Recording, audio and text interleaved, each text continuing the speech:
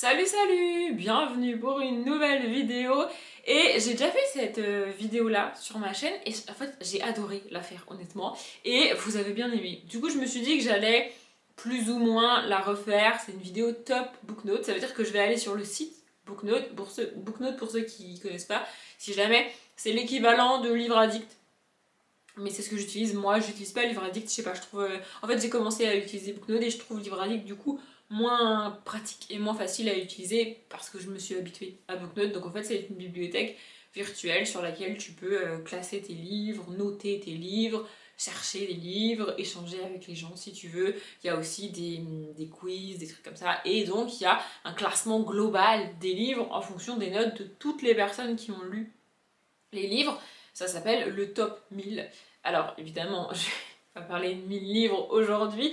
Dans la première vidéo, j'avais parlé d'une trentaine de livres. Je vais vous la remettre en barre d'infos si jamais. Et du coup, là, aujourd'hui, j'ai pris la description de la première vidéo avec la liste des livres parce que je doute qu'il y ait une révolution et que tous les livres dont j'ai parlé dans la première vidéo aient disparu du top. Ils ont sûrement changé de place entre temps. D'ailleurs, ils avaient changé de place déjà entre le moment où je l'ai tournée, cette vidéo, et le moment où elle est sortie. Donc, ils ont changé de place, je suppose. Mais pour la majorité des livres dont j'ai parlé la dernière fois, ils vont encore y être et je vais pas redire la même chose sur ces livres là, donc je pense que je vais aller descendre un peu plus, en fait plus bas dans le top 1000 et c'est ça que je vais faire aujourd'hui. Voilà, je vais faire le top 1000 et je vais citer les livres du coup les mieux notés sur Booknote, au global sur tous les livres qui sont présents et dire si je les ai lus, si je les ai pas lus, ce que j'en pense, si je veux les lire, s'ils sont dans ma page, si... Voilà, c'est ça que je vais faire aujourd'hui, sans reciter. Alors peut-être que je les reciterai vite fait si jamais, mais je vais pas reparler des livres dont j'ai déjà parlé dans la première vidéo. Je vois pas vraiment l'intérêt. Alors du coup on va commencer comme je le pensais, hein. Les premiers je les ai déjà cités, il y a du Tolkien, il y a le Petit Prince, il y a du Colin Hoover, enfin bref c'est des livres qui étaient déjà dans le top 1000 quand j'ai fait la première vidéo. Mais là il y en a un, je le connais même pas, je sais pas d'où il sort, il y en a deux d'ailleurs, le suivant c'est pareil. Alors le premier c'est Fallen Angel de Camille Creati. Je connais pas du tout. Mais en même temps c'est pas étonnant parce que c'est marqué dark romance. Alors autant j'adore la romance, même les romances avec les bad boys, les clichés, tout ça ça passe. Mais la dark romance, en fait, mon problème principal avec la dark romance, c'est même pas que ce soit de la dark romance, c'est qu'en général, dans la plupart des dark romances, le grand méchant, et bah c'est le mec, tu vois. Et moi, j'ai besoin de m'attacher au mec pour vraiment aimer une romance. Or, j'ai jamais lu de dark romance parce que je suppose que dans une dark romance, je ne pourrais pas m'attacher au personnage masculin, vu ce qu'il fait. En général, dans les dark romances, il est question de violence, de viol, d'agression, voilà, c'est pas très très joyeux, et en général, du coup, c'est toujours le mec sur la femme, enfin, qui oblige la femme, vous voyez. Et du coup, je vais pas pouvoir aimer ce genre de mec, et en fait, c'est pas... Pour moi, le terme est mensonger, ça peut pas être de la romance. C'est de la dark romance. Et le dark est très important. C'est pas de la romance, en fait. Je vois pas comment ça peut être une romance. J'arrive à comprendre comment tu peux aimer quelqu'un alors qu'il est méchant avec toi. Elle est méchante avec toi. Ça, j'arrive à l'entendre parce que malheureusement, l'humain est très mal foutu de ce côté-là. Mais j'arrive pas à comprendre comment tu peux aimer quelqu'un que tu passes ton temps à contraindre et à... je comprends pas, vraiment, c'est pas possible. Mon cerveau n'arrive pas. Donc je vais vous lire le résumé quand même, sait-on jamais. Erato est la fille du chef d'un des plus puissants gangs de Californie, et pour cette jeune femme qui a grandi à l'écart de la mafia, ce monde reste un mystère. Rien ne l'avait préparée à devenir du jour au lendemain la cible des ennemis de son père. Bon, le résumé est extrêmement long, donc je vais m'arrêter là. Mais oui, non, la dark romance, je peux pas. Peut-être que j'ai déjà lu de la dark romance sans savoir que c'était de la dark romance et que j'ai abandonné ou j'ai aimé, et j'en sais rien en fait, mais à partir du moment où je me dis que c'est de la dark romance, mon cerveau refuse de lire ça. Oui, mais il est très con, j'ai déjà expliqué, mon cerveau est très très con. Ensuite, on a Valentina de Azra Nur. Je connais pas du tout. Comme le précédent, je connais ni le titre, ni le livre, ni l'auteur, l'autrice, je sais même pas. Et là, les mots-clés, c'est... Enfin, les mots-clés, oui, les thèmes du... les mots-clés, je suis... mon cerveau est biaisé avec le bunking, mais il y a des thèmes sur les livres. Bref, donc là, les thèmes, c'est famille, cartel, mafia mexicaine. Il n'y a pas de romance, mais il n'y a pas romance non plus d'ailleurs. Donc là, c'est il a suffi d'un regard, un soir d'été, à Tepito pour que Valentina se retrouve mêlée au cœur des affaires du cartel le plus sanglant du Mexique. Ouais, ça vaille de... Puis alors la couverture, on a un mec tatoué tout partout.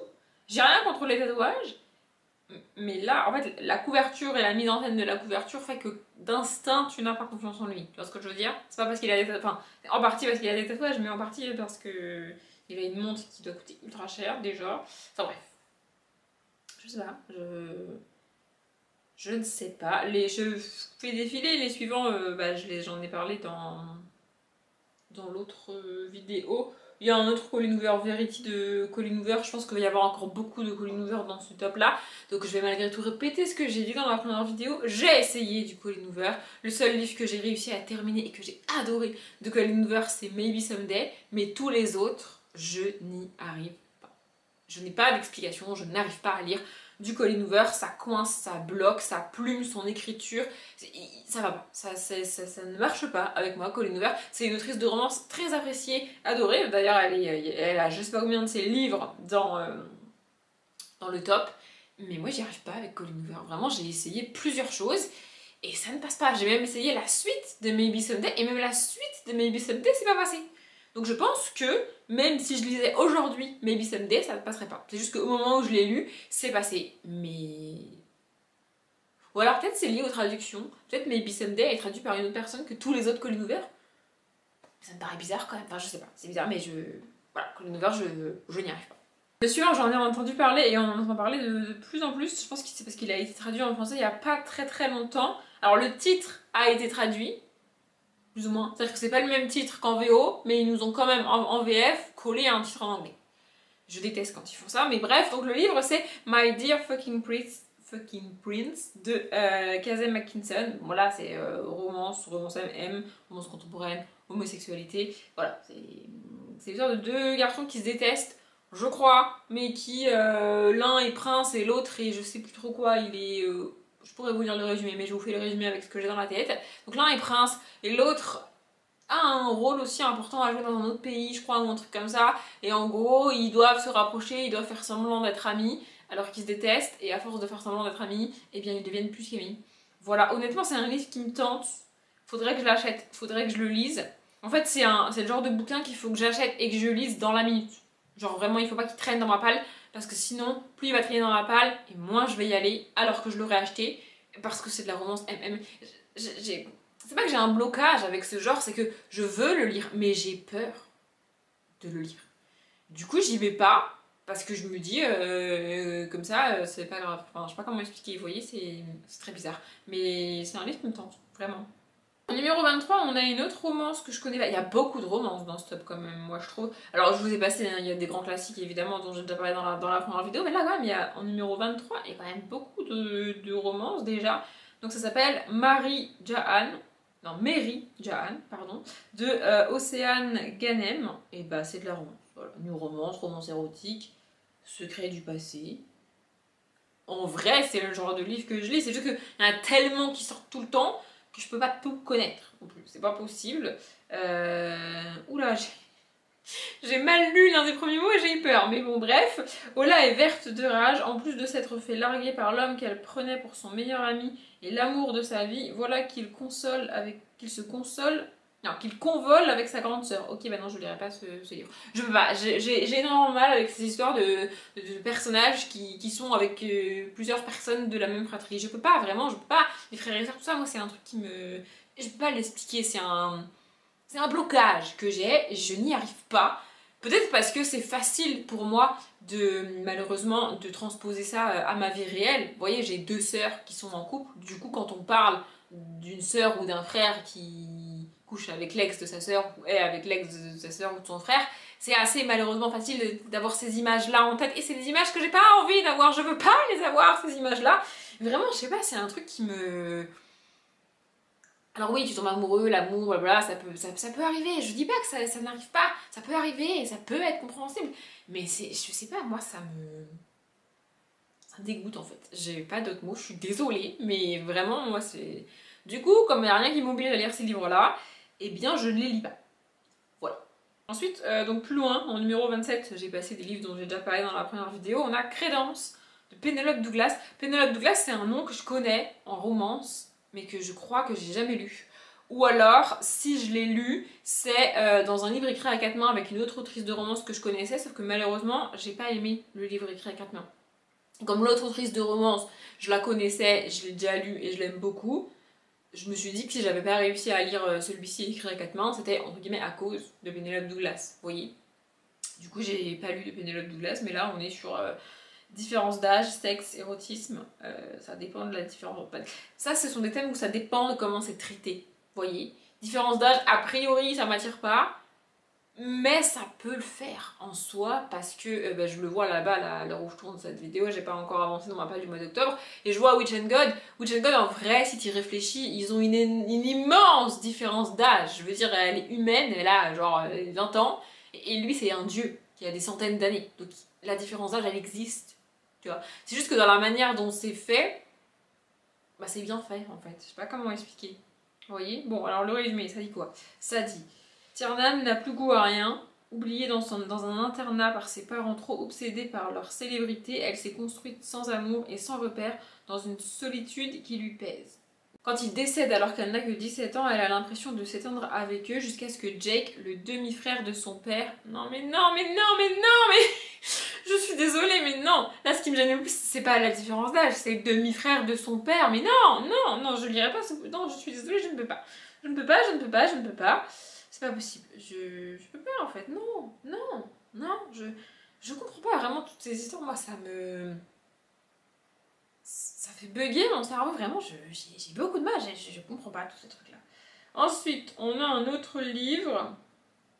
Ouh là là, les mots-clés, enfin les thèmes, ça ne m'enjaille pas les masses, mais écoutez, Scottish Rhapsody, référence à Bohemian Rhapsody, ou je ne sais pas, bref, d'Elinda Dane. Alors là, les mots-clés, faut que j'arrête avec les mots-clés. Mais les thèmes du livre, c'est Écosse, New Romance. Jusque-là, ça va, sauf qu'au milieu des deux, on a mariage arrangé. Il y a encore une chose qui me dérange avec toutes ces histoires de mariage arrangé, de trucs et tout, c'est qu'en général, le mec est toujours partant, c'est toujours ok pour lui, pas de soucis vraiment, et la meuf se fait toujours vraiment arnaquer à se retrouver avec un mec qu'elle a pas du tout envie. Pourquoi c'est toujours dans ce sens-là? Bref, ça se trouve c'est pas dans ce sens-là, lisons le début du résumé. Erin Wallace avait depuis longtemps oublié que l'Écosse coulait dans ses veines. Grandir à Londres auprès d'une mère anglaise ne l'a sans doute pas aidé à cultiver ses racines. Mais en retournant dans son village natal pour l'enterrement de son grand-père, joyeux, elle ne pensait pas se sentir aussi dépaysée. Les gens, l'accent, les coutumes, elle a tout oublié. Bon, le résumé est hyper long là. Hein. L'héritier du clan des Cameron semble même la traiter avec un dédain particulier. Ok. Qu'importe à Evelyn la vie de cet inconnu, certes séduisant mais parfaitement désagréable. Ce qui est certain, c'est qu'il serait beaucoup plus facile de l'ignorer si, pour préserver le domaine de ses ancêtres, elle n'était pas contrainte de l'épouser. C'est exactement ce que je disais. Bon, le résumé est extrêmement long, j'ai lu à peu près une phrase sur deux, une phrase sur trois, parce que franchement, flemme de tout lire. Et pour moi et pour vous, vraiment, je lis quasiment jamais les résumés. Dans cette vidéo, je le fais, parce que c'est des livres que je connais pas du tout. Mais hyper bien le résumé, puis hyper détaillé, c'est un peu chiant. Enfin bref, voilà. Alors, je pense que lui non plus ne va pas être hyper d'accord de l'épouser dans ce cas précis, parce qu'apparemment il l'aime pas. Mais je pense qu'on va être uniquement de son point de vue à elle, et ça va me gonfler. Je pense pas que je vais lire ce livre. Je pense pas. Non, je pense pas. Ensuite, on a deux classiques que j'ai pas cités dans la première vidéo, en tout cas je les vois pas dans la liste. Donc on a L'Alchimiste de Paolo Coelho. Il me semble que j'ai essayé de le lire et j'ai pas réussi celui-là, vraiment, ça m'a gonflé. En fait, c'était beaucoup trop... presque lyrique. Genre vraiment, c'était beaucoup trop psychologique, beaucoup trop... En fait, c'était pas une histoire, c'était une succession de réflexions philosophiques que j'ai trouvé personnellement chiantes. Je suis désolée pour Paolo Coelho, je sais, mais vraiment, il n'y a pas d'histoire en fait. C'est juste les méandres du cerveau humain et de ses réflexions psychologiques à deux balles. Vraiment, je suis désolée, mais c'est l'impression que j'ai eue. Et pas d'histoire en fait, c'est vide, enfin genre vraiment tu suis juste les réflexions d'un personnage, c'est tout. Il n'y a pas d'histoire, il n'y a pas de narration, il n'y a pas de... C'est juste ça. Et franchement j'avais été très déçue. Je me rappelle avoir insisté quand même, parce que c'est Paolo Coelho et parce que vraiment je voulais lire, tu vois, L'Alchimiste, mais j'ai pas réussi quoi, vraiment c'est tout ce qui me reste en souvenir de de l'histoire. Donc voilà. Et ensuite, on a un classique que j'ai lu quand j'étais au collège ou au lycée, je ne sais plus. Ils ont pareil, j'ai aucun souvenir. Donc je vais lire le résumé avec vous. Peut-être ça va me remonter quelque chose, j'en sais rien. C'est L'étranger de Albert Camus, donc, que j'ai lu, mais alors j'ai aucun souvenir. Hein. Quand la sonnette a encore retenti, que la porte du box s'est ouverte, c'est le silence de la salle qui est monté vers moi, le silence de cette singularité. De cette singulière sensation que j'ai eue lorsque j'ai constaté que le jeune journaliste avait détourné les yeux. Ouais, c'est pas un résumé en fait, c'est un extrait. J'ai aucun souvenir de ce livre-là. Mais alors par contre, j'ai aucune envie de le relire. On se voit clair, j'ai aucune envie, mais alors aucune espèce d'envie de le relire. Donc voilà. Mais c'est quoi vos problèmes avec la mafia là? Le prochain livre, c'est pareil. C'est quoi cette histoire de mafia? Le prochain livre, c'est le voleur de baisers de L.J. Chen. Et donc là, les thèmes, c'est romance, mafia italienne, mariage arrangé. Mais non, rien qu'avec ça, vous voyez, j'ai pas envie. Je ne lirai pas ça. C'est non, je n'ai pas envie. Ah, ensuite on a le tome 2, ou ouais, la suite en tout cas de Love Hypothesis, il me semble, donc de Ali Hazelwood, c'est Love on the Brain, donc je lirai pas puisque j'ai pas terminé Love Hypothesis. C'était pas nul, Love Hypothesis. Alors je tourne cette vidéo, je pense que l'update que le lecture est sorti, le update dans lequel je parle de Love Hypothesis. C'était pas nul, mais c'était de la chiclite et la chiclite pour moi c'est pas suffisant pour que j'aille au bout. Vraiment il me manque quelque chose en chiclite pour que j'ai réellement envie d'y aller. Je sais pas comment expliquer. En romance tu suis vraiment le couple, tu suis vraiment la construction de leur histoire, de leur couple, de ce qui se passe, comment ça s'appelle là, pas des échecs mais des difficultés qu'ils vont avoir à surmonter, vous voyez. Et du coup moi en romance si je vais au bout c'est pas pour voir s'ils vont finir ensemble ou pas, parce qu'on va pas se mentir, dans 99% des romances écrites aujourd'hui, ils finissent ensemble. C'est pas un spoil, c'est comme ça, tu vois. Mais c'est parce que je me suis attachée aux deux personnages, que je trouve qu'ils méritent d'être ensemble malgré tout ce qu'ils ont surmonté et tout ce qu'ils ont vécu. Enfin, pas malgré, mais justement parce qu'ils ont surmonté tout ça, ils méritent de finir ensemble, tu vois, et d'être heureux. Et du coup, je vais au bout de la romance pour voir ça, pour voir cette scène où ils sont ensemble et où c'est cool et où c'est mignon. Et vous voyez ce que je veux dire? Alors qu'en chiclite, en fait en chiclite je m'attache pas autant au personnage féminin que je m'attache au personnage masculin et ou féminin en romance. Je l'ai dit, je l'ai répété plusieurs fois, j'ai besoin de m'attacher au personnage masculin pour aimer réellement et apprécier réellement une romance. C'est très rare que je m'attache autant au personnage féminin qu'au personnage masculin en romance. Et en fait en chiclite, il n'y a pas d'alternance de point de vue. On est vraiment que dans la tête de la fille, c'est le cas dans Love Hypothesis, on est vraiment que dans sa vie à elle. Et en fait, ce qu'on suit, c'est sa vie à elle. Et ce qu'on veut, ce qui est censé te motiver à aller à la fin, c'est de voir sa vie se réaliser. Et en fait, le couple qu'elle va former avec un homme la plupart du temps, en tout cas dans les romances que moi je lis et dans les chiclites que je lis, en tout cas c'est le cas dans Love Hypothesis, tu veux qu'elle finisse avec lui, en gros. Mais c'est qu'un point parmi tant d'autres, je l'ai expliqué dans le bête lecture, et du coup, bah j'ai pas envie en fait, je m'en fous. Enfin, en fait, je sais que ça va être le cas, comme en romance, sauf qu'en romance, j'ai besoin d'aller au bout du livre, j'ai envie d'aller au bout du livre pour voir ça, pour lire ça, vous voyez. Alors quand je cyclite, je me dis ouais bon c'est bon, ils vont finir ensemble, flemme. Vous voyez ce que je veux dire? Bref, du coup je lirai pas Love on the Brain, et je sais pas si je tenterai un jour un autre Ali Hazelwood, parce que je pense que ça va être tous de la chiclite et pas de la romance, mais je peux me tromper.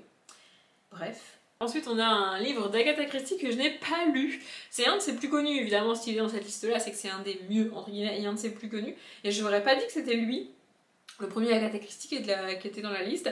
Mais donc c'est Les 10 petits nègres, ou Ils étaient 10, il a été renommé récemment. Voilà, c'est un Agatha Christie. Je ne l'ai pas lu parce que je lis la Agatha Christie dans l'ordre dans lequel ils ont été publiés, et que c'est pas du tout un des premiers qu'elle a écrit et qu'elle a publié, donc je ne l'ai pas encore lu. Je me méfie de ces livres-là, très connus, comme Le Crime de l'Orient Express, que j'ai déjà lu par exemple, parce que du coup c'est des livres qui sont tellement connus et tellement appréciés que moi, en ayant lu plein d'autres livres et plein d'autres histoires écrites par Agatha Christie, je m'attends à ce que, au moment où je commence Ils étaient 10, je vais l'appeler comme ça du coup, il soit beaucoup mieux, genre vraiment je voyais une différence vraiment énorme entre Ils étaient 10 et tous les autres que j'ai déjà lus, qui sont beaucoup moins connus. Et avec le crime de l'Orient Express par exemple, c'était pas forcément le cas. Enfin je veux dire oui, le crime de l'Orient Express est bien, s'il y a le suspense jusqu'à la fin, tu te poses 1000 questions jusqu'à la fin, et la révélation est pas si mal que ça, c'est vrai.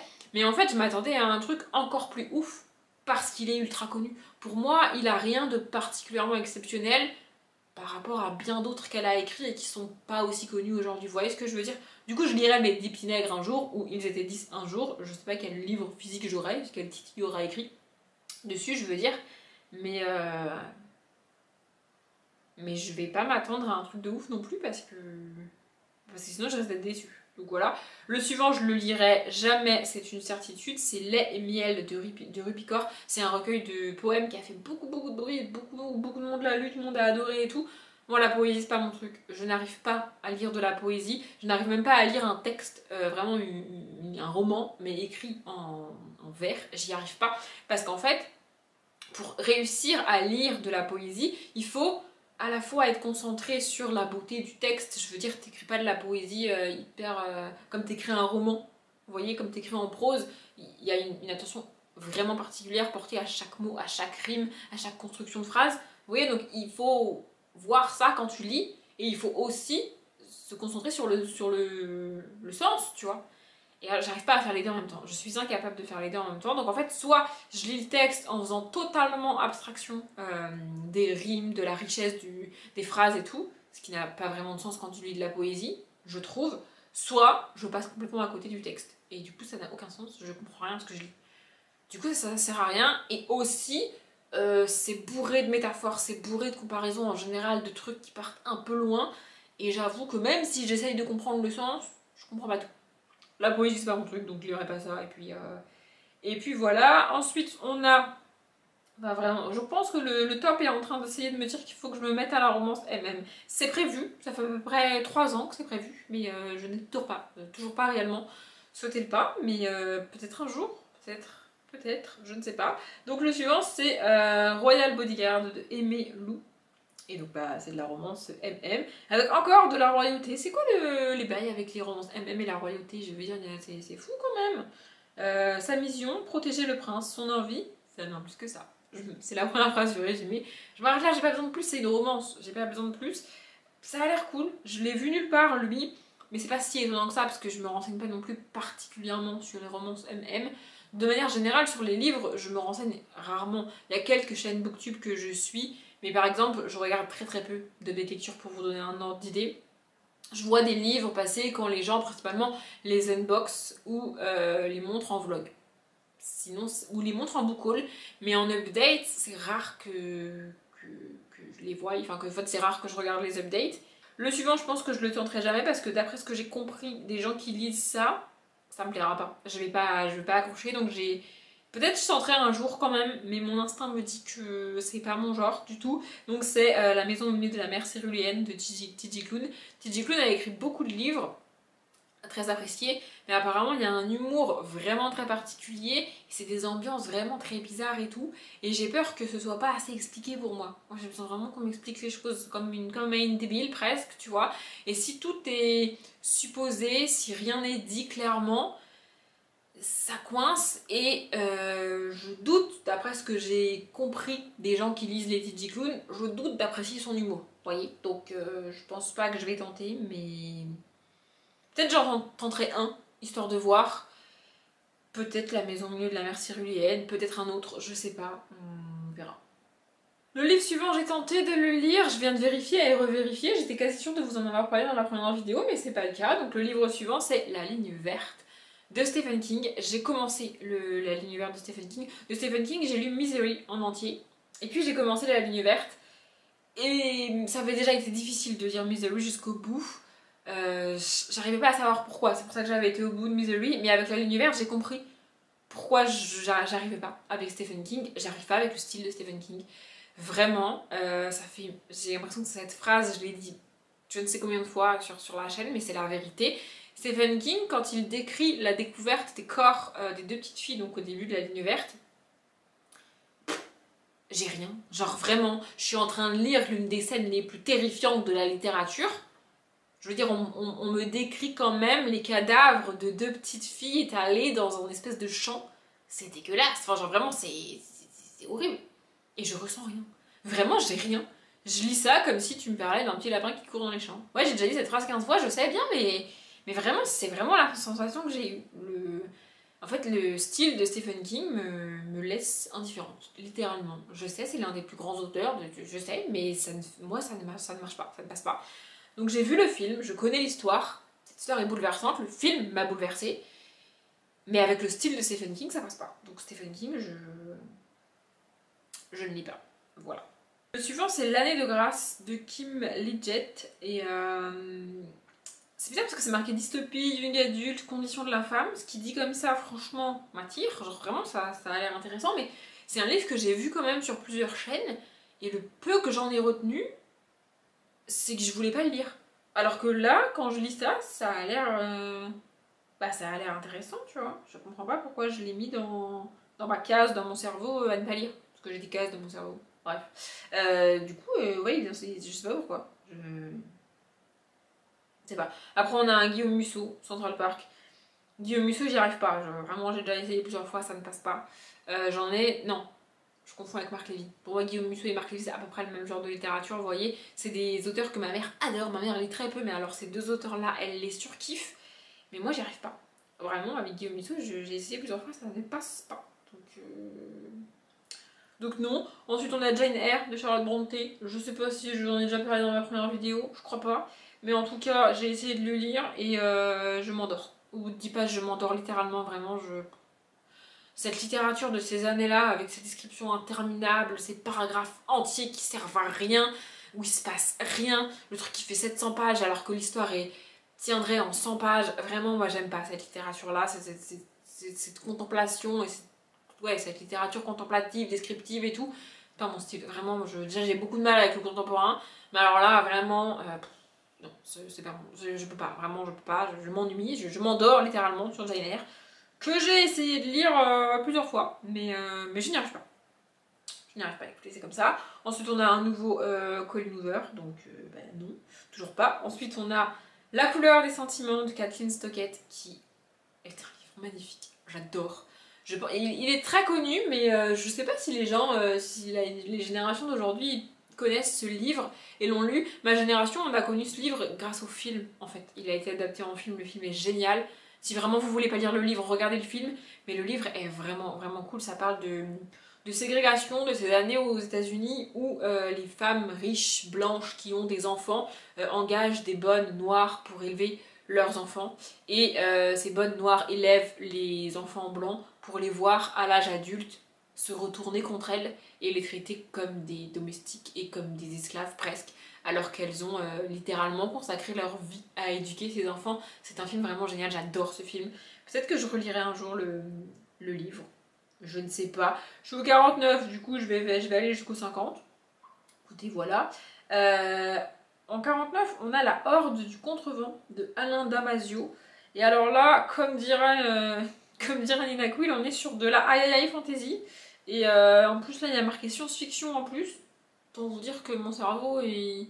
Mon cerveau là, vous savez ce qu'il me dit? Il me dit non, franchement, peut-être c'est cool, peut-être on y arriverait, peut-être c'est sympa et peut-être on aimerait bien, mais flemme.